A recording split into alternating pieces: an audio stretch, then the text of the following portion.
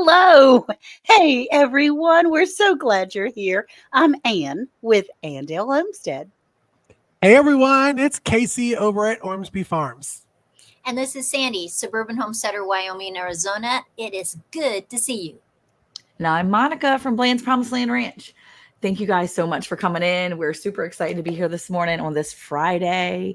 It's funny because I look forward all week and then I'm like, wait, Friday, it really is the last day of the week. I can have a weekend now. I can get to the weekend once we're done here and my day is going. It's like weekend stuff, right? So we talked with Blue last week from Blue Self Reliance, and she's back again this week because on the podcast we talked about rebel canning again, and really all about the things. I mean, rebel canning, I have issues with the name rebel canning because I really don't think it's that rebellious. I mean, really, who are we rebelling against? And Monica, I think also for those that are watching, me, you, and Sandy, Ann was there in spirit. We were asked to be on Kettle Kitchen's live with Blue as well because of the episode. So we just turned into our own little celebrities after this episode dropped. Well, it's a good conversation to have because I think a lot of people, when they get into canning and they're so concerned with following the rules to a T, which is important to follow some rules, you get so worried about following all the rules that you're way afraid you're going to mess up. And if you're going to live your life in fear of messing up or even just starting, you're never going to get to the best parts of things. And that's preserving food for your family. So that's my thing. I'm like, it's not rebellious. It's just finding a way to do things for your family that works. And if you've done your research, why is it rebellious? Why is it rebellious? That's my question. So anyway, that's my little spiel. And so, hey, Miss Ann, would you welcome people in? Do we have anybody watching this morning? We do. I would love to. Good morning, everyone. Good morning. We're so glad that you're here. We got cousin Kayla from Sneed's Farmhouse.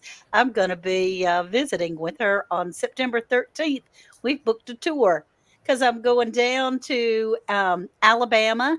I'm going to be at the Great Garden Fall Festival at Petals from the Past, and Kayla's going to be there, which is going to be fun. We'll stop by Sneed's Farmhouse on our way on Friday.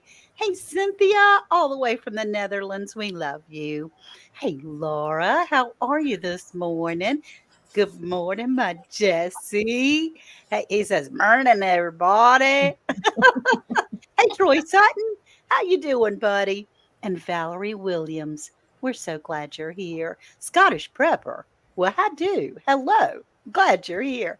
And Jay, hi. Oh, my goodness. I'm so glad to see you. This is my buddy that lives about 30 minutes from my home. And we have lunch together periodically, and I'm just crazy about him. And my wild home is here. They've got lots of adventures going on. B&S Odyssey. And hey, Denise, good morning. Our treasure hunter, Neil. You are the friendliest soul that I've ever known, saying hey to everybody. Good morning, darling. So we're so glad to have everyone here. Ashley's Allotment Adventures, good morning. Let's go on, because if we continue, we're never going to have our sweet, sweet, beautiful Blue. Bam. Hello. There she is. There she is. Okay, so part 2 of Rebel Canning. Part 2. I think, I was actually texting everybody this week because I actually got to sit down and actually listen to us instead of just trying to remember what we all said. During the episode, I got to sit down and listen. And part 2 was more information based on how canning started. We talked a lot about how it started and how, which was from the French. And Blue, did you want to give that kind of information of where it started for those that haven't yet listened to the podcast, but will, hopefully? But will. Yeah, they will. It was Napoleon. Napoleon decided that he needed to feed the troops better, and he put out competition. And 14 years later, this guy who makes sweeties like candy, he won the money, won the prize, and invented water bath canning all at the same time. So it's like, He won the equivalent of what would be probably like $30 million right now. Wow. Wow. Wow. It was life-changing money back then. I think it was something like 14,000 francs or something, which was like a lot of money. And then it kind of went from there. But he spent 14 years. This one guy spent 14 years testing what to do, what were the best, containers, and what were the best things to do this so that food could go from wherever they could make it to the guys at the front where they were having their little war. So, Wow. yeah. Yes, good morning.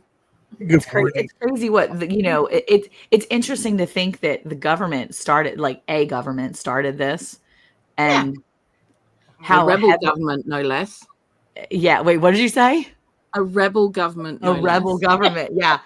Yeah. How a government started this whole idea, and it's just it comes full circle and is regulated in certain areas, but not regulated in all the areas. Because what makes it rebellious is the fact that we're a country that has rules about it, and other countries necessarily don't. We have guidelines. Yeah. Well, I wanted to say also, because we talked about it on the live on Kettle Kitchen, I want to just clarify. When we say we're rebel canners, that does not mean certain things. That does not mean we don't sterilize and wash our jars. That does not mean that we don't follow health, cleanliness of canning, because we do. I know, speaking for myself, I still wash and sterilize all of my jars. I still make sure that, if the lid's popped, I either freeze it or use it right then, that kind of stuff. So when we say rebel canning, as Monica was saying, the term is used loosely. Yeah? It's really just because we are doing recipes that have worked for us, but may not be government approved or tested. So I wanted to just put that out there. When we say rebel canning, we're not being completely rebellish and getting a dirty jar and throwing stuff in, throwing it into the water bath canner. That's right. We're still following some rules. It's just something that maybe because the USDA's funding is very low, they can't test everything all the time, and especially now. And so we might partake in a few things that are not exactly in the book. How about you, Sam? How do you feel about the word rebel canning? Well, I think I'll say it's interesting. Okay. Because, I've been canning for a lot of years. I'm the oldest person on the panel. And Barely. I remember when I was in my 20s and 30s, and we were putting herbs in our jellies, and we were doing different things that weren't in the recipe books. And some people were just aghast at that. Right. Now there's electric pressure canners, and people are aghast. Oh, how will this work? Right. And I'm the only one on the panel that didn't have an electric pressure canner. Mine came this week. Woohoo! Mine can fit 4 quart jars in. Yep, mine too. And so today I'm actually making beef broth that I am going to can. And I got this fabulous recipe from my daughter's friend. And she actually adds a little orange juice into her beef broth. It was the best beef broth I had ever tasted in my whole life. Yum. And so I'm going to do that recipe. I'm going to work on that today. It takes hours, to make it. So it'll probably be up tomorrow. But I am going to can it in my electric pressure canner, which some people call rebel canning. I just think it's a silly name, really, honestly. Yeah. Yeah. I mean, it is important. And Blue, in your country, you have completely different guidelines than we do here in the US. Yeah. But you follow your guidelines. It's not rebel, it's just the way it is. They've only, in the last 12 months, mentioned pressure canning in the guidelines for preserving food. They've only just put in And it's only like a 2-sentence kind of guideline on, yeah, you can do it, basically. But that's all it is, If you It's want like, yeah, to. you can do it if that's what you want to do. There, you can do it, and it is suggested in some places, is what it says. It says that it's suggested in some countries, or in some research there is some research that suggests that pressure canning is better for meat and seafood. That's all it says. It doesn't say anything about anything else, but that is literally all that the guideline has said. And that was put in there maybe 12 months ago.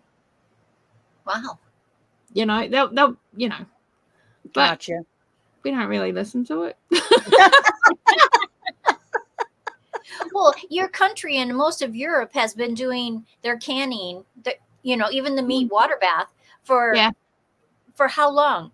100 years, 200 years, Since the Napoleonic War, shall we say? Yeah. We've been doing it since then. So, that's exactly what we've been doing. So, I mean, like meat, yes, we've done, I do a lot of charcuterie when it comes to meat, because I don't like taking up space in my freezer with it. I prefer to have it where I can get it, but I also don't want to take up a lot of space with jars with it. Mm-hmm. Gotcha. And if I can hang it from the ceiling of my kitchen, I'm going to hang it from the ceiling of my kitchen. There you go. It's not taking up any cupboard space. It's not taking up any freezer space. It sure as heck isn't taking up any of my shelf space. That's right. It's using a part of my kitchen that, is pretty much the only place you can stick anything else in it is up. So, it works. Hey, Ashley's Allotment Adventure says, I made pickled onions last week. Yay, I'm a rebel canner. He's just kidding. Let me say, Blue, after recording the episode with you, because I had never made the jelly where you just turn it over. Yeah. And I think you and Sandy talked about that on the episode. I've only done a water bath. I did it, and I have to say, I've been canning for almost 4 years. It is the best consistency of jelly that I've ever made. Really? It was jelly. I did it from juice. And I remember you saying in there, it's because pectin, and I researched it, so this is true. This is fact check. Pectin, if it gets too hot, dies. Done. Yeah. Wrap. So long. And when you're having to bring it up to the boil, then adding the pectin in, and then you're also water bathing, which is boiling it again. You're just completely killing the pectin. So I was like, okay, let me give it a good old hee-ho try and see what Sandy and Blue were talking about. So I did it like how you would make jelly regular. And then when you put it in the jars, you got it in finger tight, and then you flip them over and you let it sit. I let it sit, like Blue said, until the next day. Flipped them back over. And now that they weren't completely, because they weren't cooled all the way, but when I flipped them back over, they were syrupy. And then I checked them a couple hours and they were thick. Like I'm talking thick. It was crazy. And all of them sealed. 100% seal rate. Awesome. Easy. I didn't have to heat up my kitchen. I didn't have to pull out the electric pressure canner to use water bath. So it was easy. It was easy and fun. And that's known as rebel canning now. So, I mean, I love doing it. It's how people have done it for forever, as far as I know. Do it, especially with jams and jellies and things like that. Yeah. Yeah, when I grew up, that's how we always did it. Yeah. I thought I didn't even know what a water bath canner was until I was older. I didn't buy my first water bath canner until easily in my 20s. Wow. I didn't even know they existed till about 2 years ago, because we've only ever used stock pots. We've never called it a water bath canner. We've just put it in the stock pot. I didn't know it was a separate thing. And I'm like, and they're expensive too. Why are people talking about this? Because it's just a stock pot. Why are people buying something it's just a stock pot? You know what I mean? Yeah. Yeah, that's what my water bath canner is. Yeah. Although I like the steam canner myself for all of that. Yes, I do too. I'm all for rebel canning, Jennifer Ocean Homestead says. I pressure can milk and butter, etc., but I won't risk my health, so I'm particular on how I Fair enough. can. That's awesome. And Jennifer, both of those are considered rebel items. Yep. Mhm. And but she is particular, and she is very health minded in all of the things that she it participates in cells and things like that, and the Well, I vitamins. think that's what we also talked about in the episode, that all of us, you got to do what you feel comfortable for your family and yourself. If you don't feel comfortable doing it, then don't do it. Whether Right. Right. it's rebel canning or not. I mean, you have to feel comfortable and knowledgeable enough to do it. So that was a good way of putting it. I've done butter before, and I love canning butter. I have the butter. When I did the flipping of the butter instead of pressure Oh. canning it, and it Mm. sealed great. Who else? I know, Sandy, you said you canned butter before. Who else has canned I butter? Anne has. Blue That was has. the first thing I ever canned. Monica. Oh, I we got a haven't peer yet. pressure, Monica, now. I know. I'm so afraid I'm gonna mess it up. See, like I talk about all the I- time. Like, don't be afraid. Just do it. Yeah. No, That let me tell you fear how stuff, easy, man. it will get you every time. And it's so simple, Monica. You just boil or melt the butter, put it in the clean jars, wipe the rims, and then you flip it over and let it seal. It will harden. Blue. Did you have something to add to that? Because you look like you have one to Yeah, add. I actually don't do butter as butter. I do it as clarified butter, otherwise known as ghee. Mhm, Mhm. mhm. And then it can literally stay on the shelf for as long as the honey can stay on the shelf. And since they Yeah. found that in Egyptian tombs, I'm pretty sure we're good for a Yeah. while at least, you know?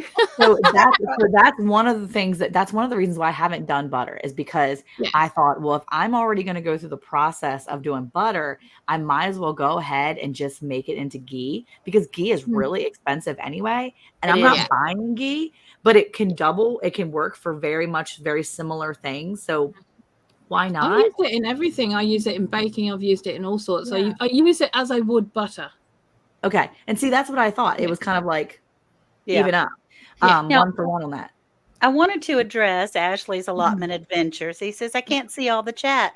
What we're doing today is we are co-streaming.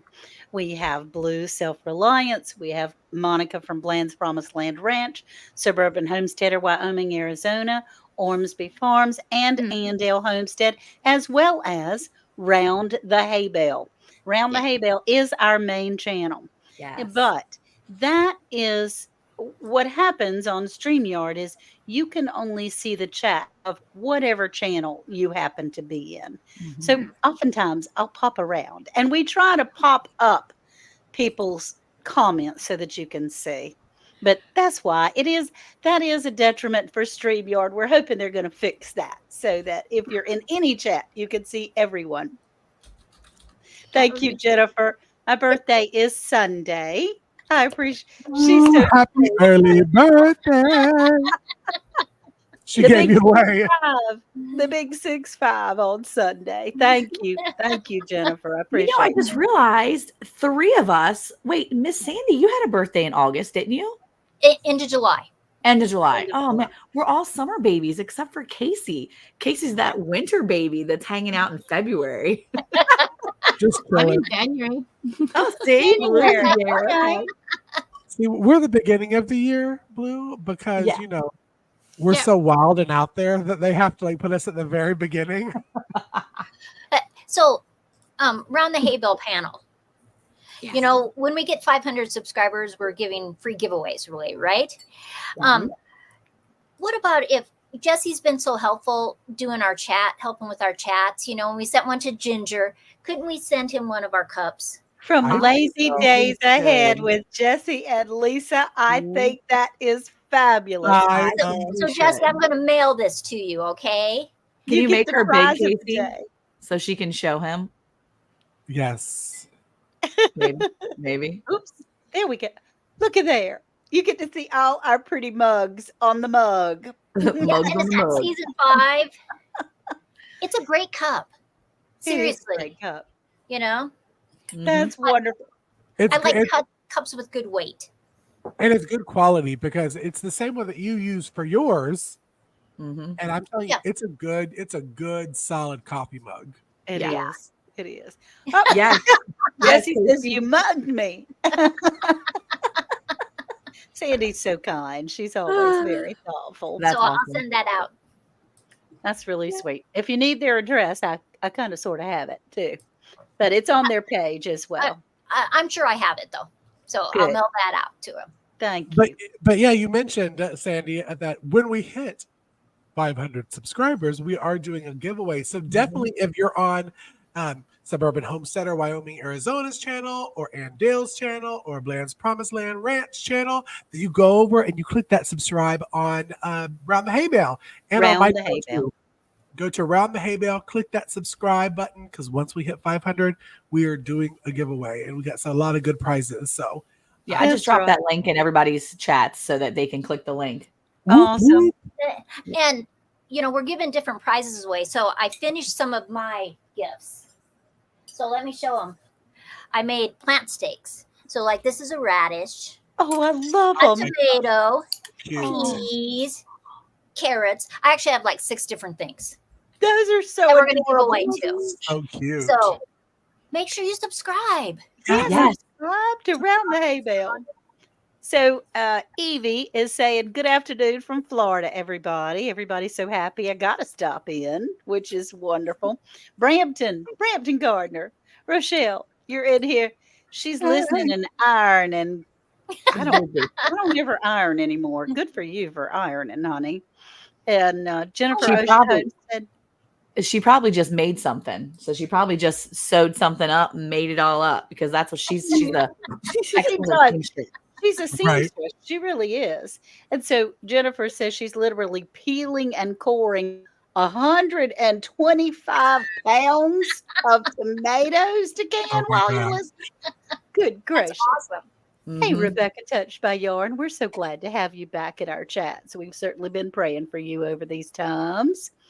And oh, yeah, Brampton says she only irons when she sews. I got you. I got you. Oh, it's something for Sid right there. Right there. It's a circle strip Yeah. for Sid.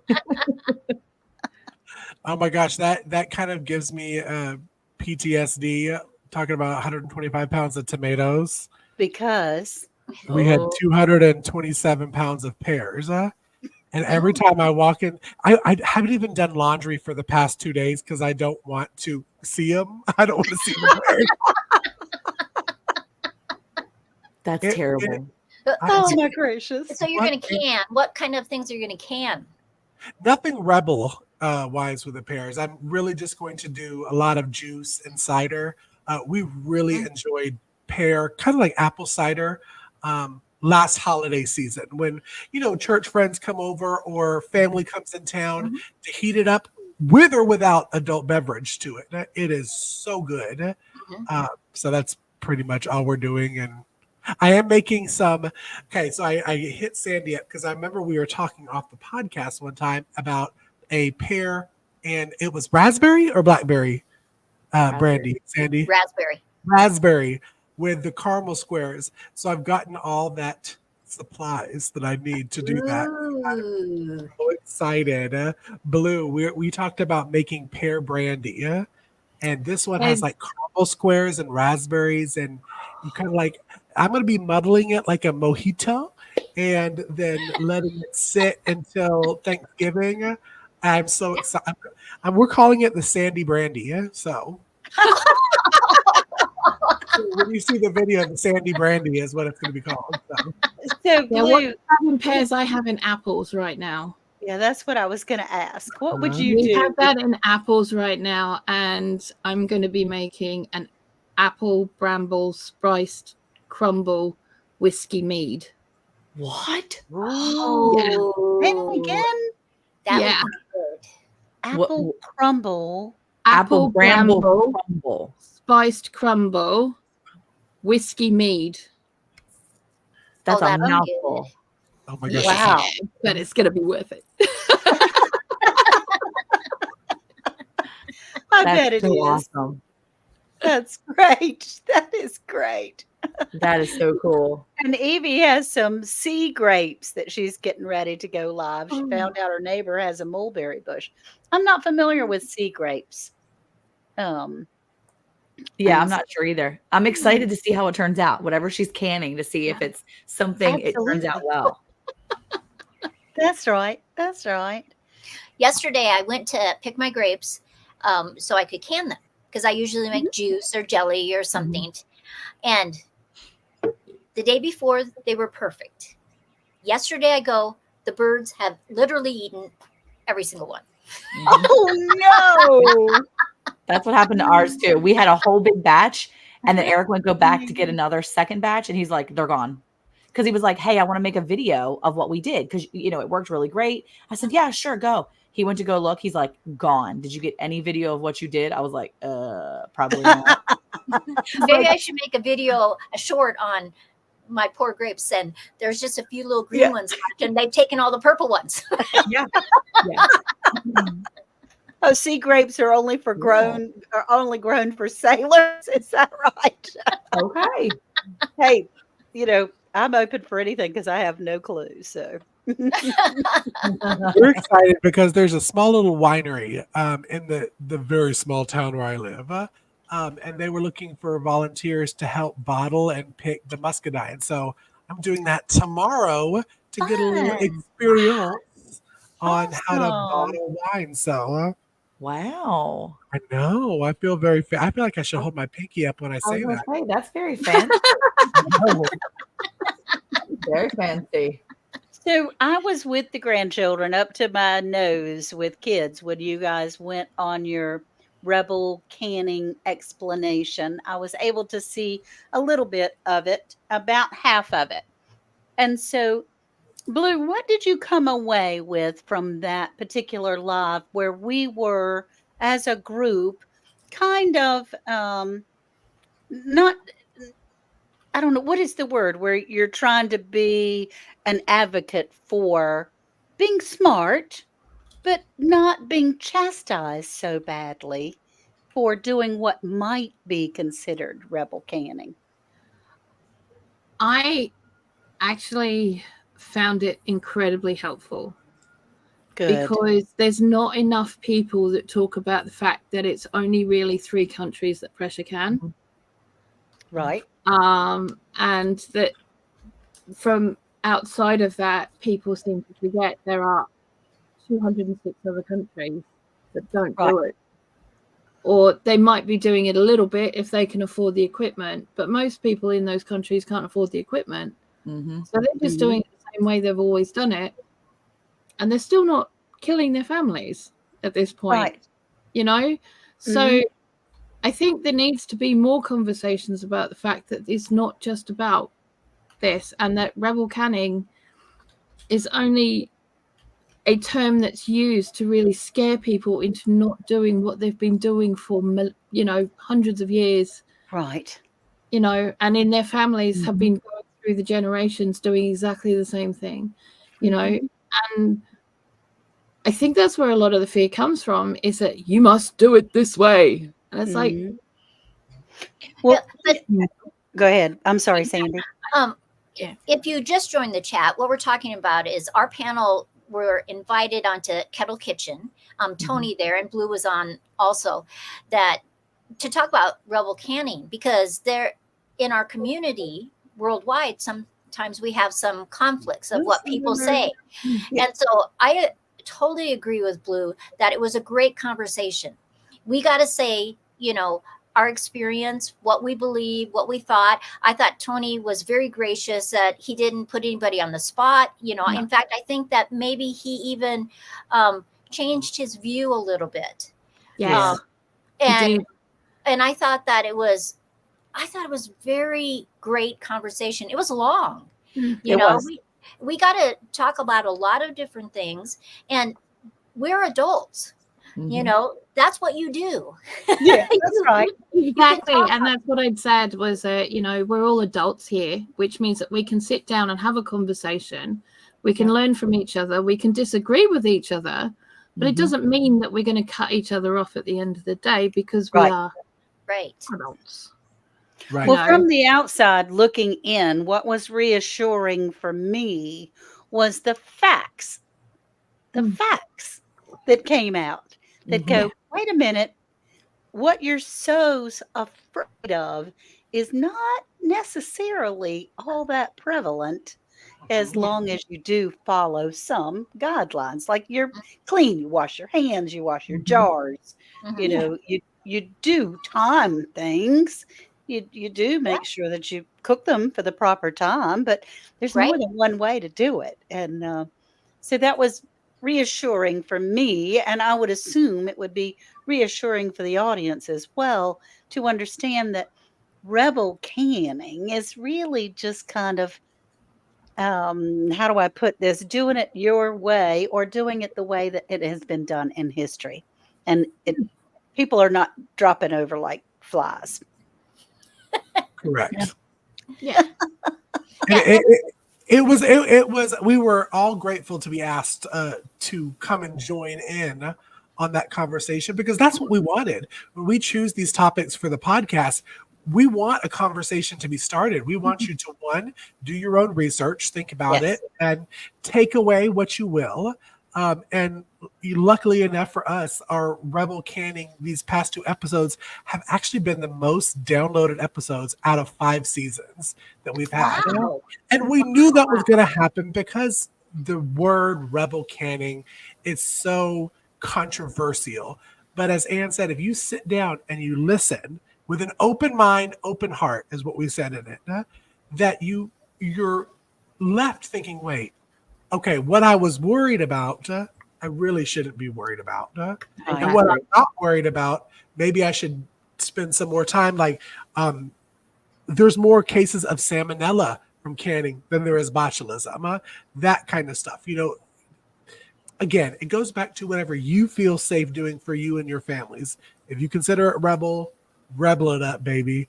But you need to be you need to feel comfortable doing it for your family because you're not giving this to anybody else. I'm not canning stuff and leaving it on the corner for other people to get. It's doing Right. it for my family. So Well, I that think was it's important too. I think it's important too to note that, if you look at the whole thing, you're basically just looking at your people are getting more sick more often from things that are given to you by the government or by big businesses that you think are taking care of you. I mean, you In the can grocery go store. in the grocery store. Yeah. You can't go to Wally World and go buy a package of lunch meat without questioning, am I going to have to heat this up thoroughly so I don't get salmonella or whatever Right. listeria could be containing inside? You have more to worry about at other things than you do with home canning. Just make right. sure things are clean, y'all. And you know what? It is what it is. Reusing lids. Oh no. Rebellious, maybe, but you know what? I mean, here's the thing. Ready? I remember as a little girl, my grandmother letting me put the wax on the top of the canning whenever she was done. Mm-hmm. You know what? Back in the day, who's to say that you weren't rebellious letting your small child pour the wax? Maybe that was rebellious because the community, the women were like, no, no, no, you never let the little kids put their fingers on that wax. They could taint that with their dirty little hands. What happens if they picked a booger? Like literally, what? It's Yeah. really about preference. And I just wanted to say booger, but no, I mean, like, really, like, that's the thing. You can get more sick with things you buy at the grocery store than you're going to get sick with the stuff in your pantry that you've home canned. I'm just saying that's my Yeah. opinion. Nobody here has to agree, but that's my opinion. I Yeah. mean, look, And there was I'd be buying rice at the store, and if I don't put it in a jar with a little sealer thing or vacuum seal it, rice in a jar be getting bugs in it in a month because I didn't vacuum seal it properly. So just Right. saying, didn't do anything except bought it from the store. And to yeah. reiterate on botulism cannot live in a temperature that is over boiling or boiling. It cannot Right. live in a temperature that is freezing. So I learned that from a channel.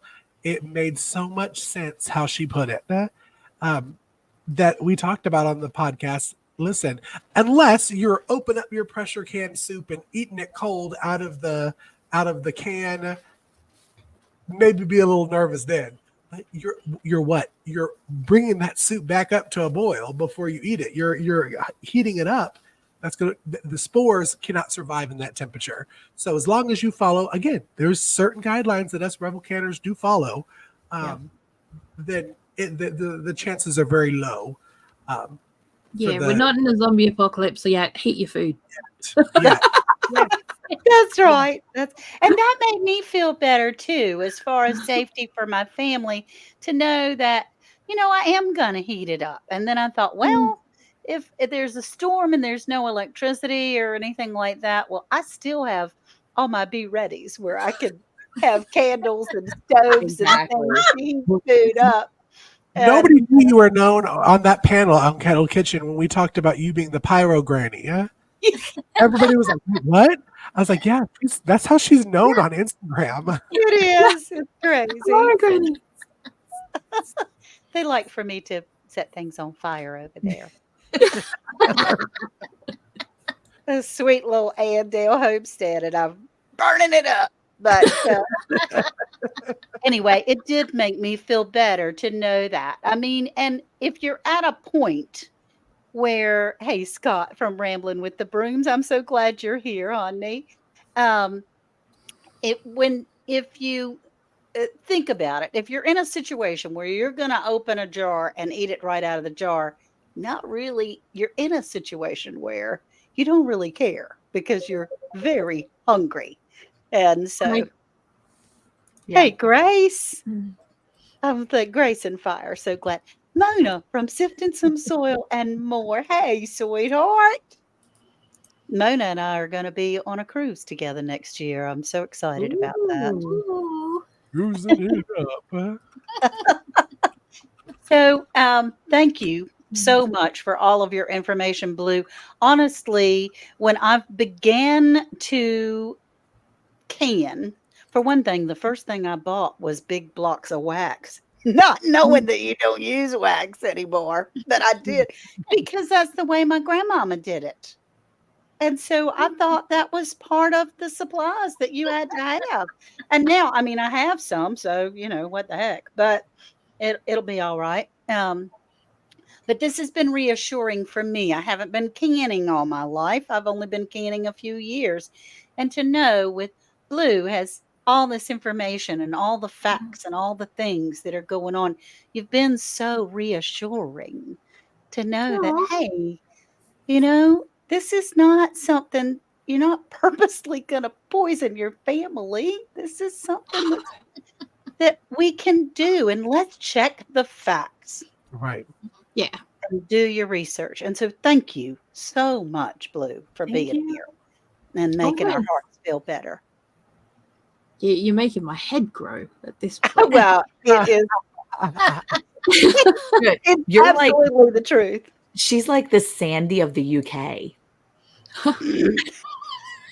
What a compliment. Right? Because she's got all this Howard. like back knowledge, like all this like backstory stuff, because she's got all the history stuff in there. Yeah, Right. she That's what it does. is. Yep. You go, girl. Well, y'all, we have been a little bit over our time today. We try to stick to around 30 minutes on our lives here.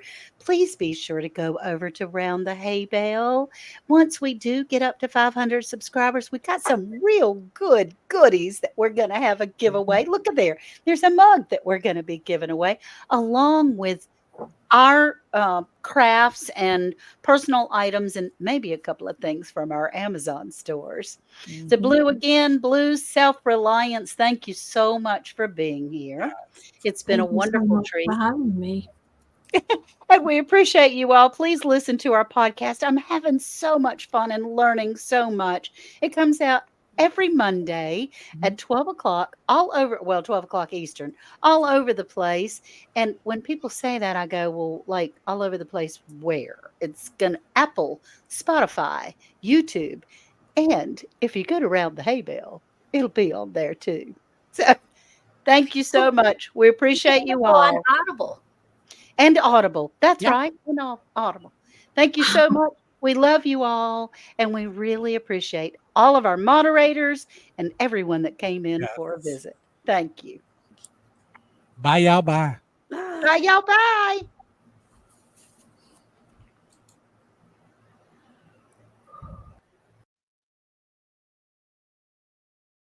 Hey, Monica, did you know it's now even easier to listen to Around the Hay Bale podcast? What? Really? How easy? That's right. All you have to do is say, Alexa, play Round the Hay Bale podcast. Playing Round the Hay Bale podcast on Apple Music. Ooh, we're really fancy now. Tune in to Round the Hay Bale every Monday at 9 a.m. Central Time. We're back. And now live every Friday. With new topics and a new time. Don't forget, a new host. Yay, that's right. Sandy joins the panel for Hey Y'all Hey radio show. Now, on Fridays at 11 a.m. Central. We'll see y'all there.